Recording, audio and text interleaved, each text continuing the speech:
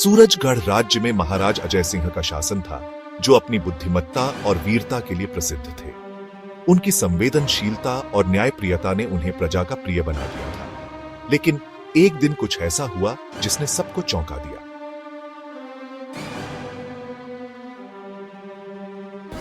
सूरजगढ़ राज्य अपनी खुशहाली और ताकत के लिए प्रसिद्ध था। महाराज अजय सिंह ने अपनी प्रजा के लिए कई बदलाव किए, जिससे राज्य एक आदर्श स्थान बन गया।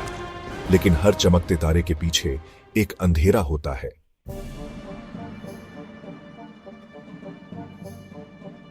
एक रात राजमहल के द्वार पर एक रहस्यमयी यात्री पहुंचा। महाराज, राज्य पर एक बड़ा संकट आने वाला है। यात्री के पास एक प्राचीन किताब थी, जिसमें लिखा था कि राज्य पर एक ऐसा शाप है जो इसे नष्ट कर देगा।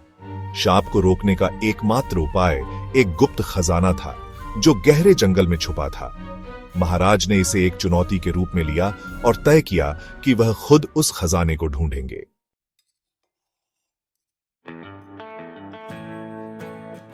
महाराज राजकुमारी वैदेही और राजगुरु चाणक्य के साथ यात्रा पर निकल पड़े। रास्ते में उन्हें कई चुनौतियों का सामना करना पड़ा। अंधकारमय जंगल, जहां रास्ता भूलने का खतरा था, जहरीले सांप और भयानक जानवर, और सबसे बड़ा, खुद पर विश्वास बनाए रखना।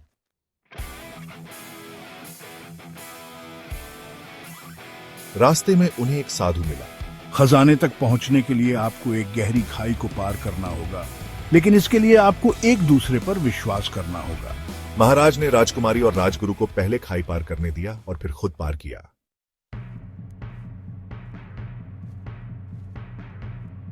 जंगल के अंदर उन्हें एक ऐसा दृश्य दिखा जहां राजमहल जल रहा था। महाराज को लगा कि वह अपने राज्य की रक्षा करने में असफल हो गए। ये तुम्हारी भावनाओं की परीक्षा है, असली संकट अभी बाकी है। महाराज ने अपने आंसुओं को रोका और आगे बढ़े।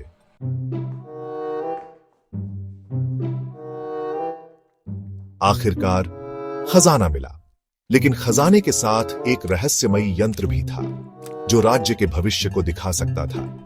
यंत्र ने दिखाया कि शत्रु राज्य का राजा विक्रमसेन सूरजगढ़ पर आक्रमण करने वाला है।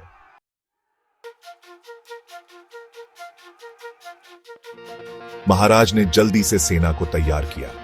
राजकुमारी वैदेही ने भी युद्ध में हिस्सा लिया और अपनी बहादुरी दिखाई। युद्ध में महाराज ने विक्रमसेन को पराजित किया, लेकिन यह आसान नहीं था।